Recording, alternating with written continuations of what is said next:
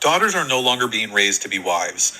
Daughters are now being raised to be people, and that is pissing a lot of people off. Because it makes men realize they're going to have to raise themselves up to be people.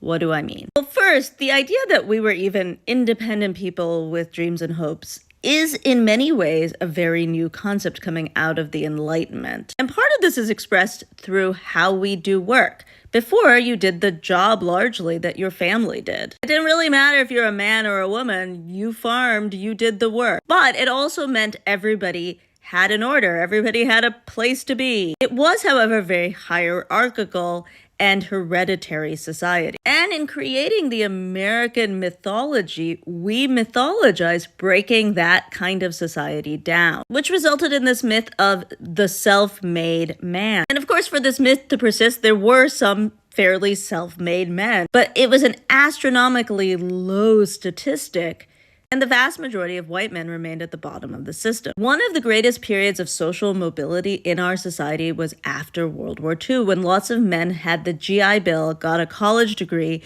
and left their neighborhoods for suburbs and different kinds of jobs than their parents. And while we talk about the westward expansion as our great myth of American society and manifest destiny, more men asserted their peoplehood after World War II than any other time in America. However, that sort of peoplehood was incredibly flawed. We see people moving into nuclear families, which puts a lot more stress on women. So in his mind, he is an independent person, made all his choices, living his best life, when in fact it's all predicated on her. And what I think is happening now is this position no longer exists. And men are not ready to do the labor to become truly independent beings.